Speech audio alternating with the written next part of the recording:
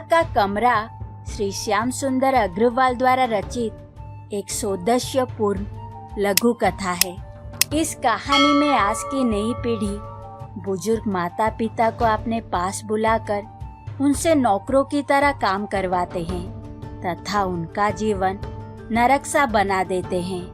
लेकिन आज भी हमारे समाज में ऐसे युवक हैं जो अपने माता पिता के प्रति प्रेम, आदर और सम्मान रखते हैं और उनके बुढ़ापे का सहारा बनते हैं। प्रस्तुत है श्री श्याम सुंदर अग्रवाल द्वारा रचित लघु कथा माँ का कमरा।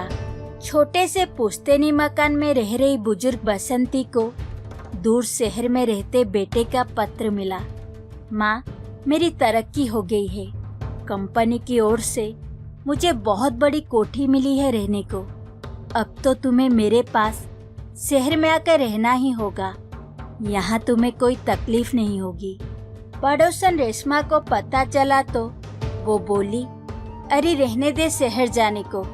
शहर में बहू बेटे के पास रहकर बहुत दुर्गति होती है। वो कर्मों गई थी ना, अब पछता रही है, रोती है।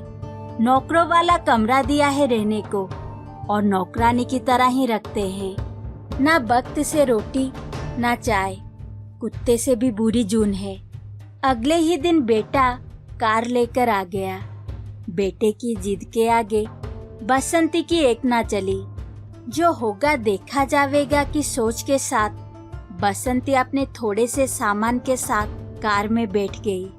लंबे सफर के बाद कार एक बड़ी कोठी के सामने जाकर रुकी।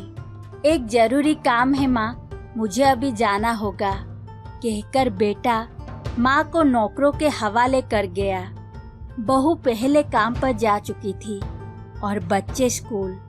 बसंती कोठी देखने लगी। 3 कमरों में डबल बेड लगे थे। एक कमरे में बहुत बढ़िया सोफा सेट था।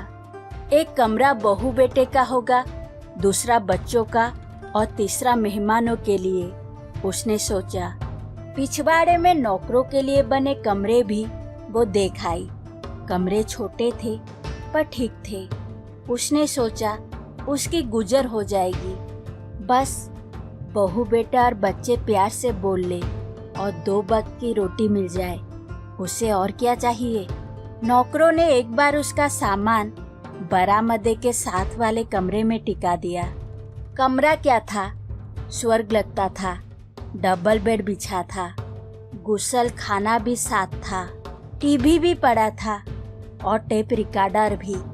2 कुर्सियां भी पड़ी थी।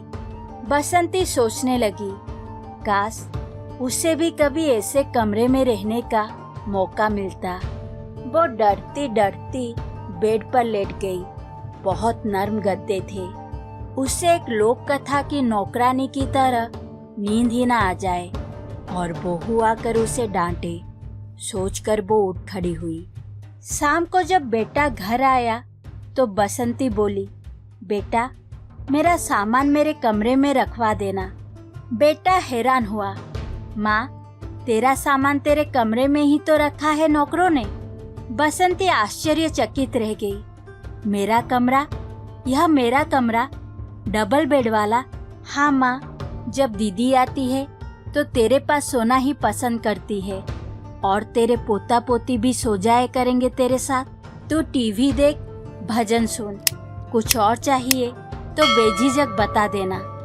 उसे आलिंगन में ले बेटे ने कहा तो बसंती की आंखों में आंसू आ गए।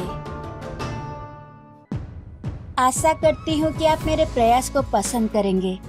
अच्छा लगने पर वीडियो को लाइक और चैनल को सब्सक्राइब कीजिए। धन्यवाद।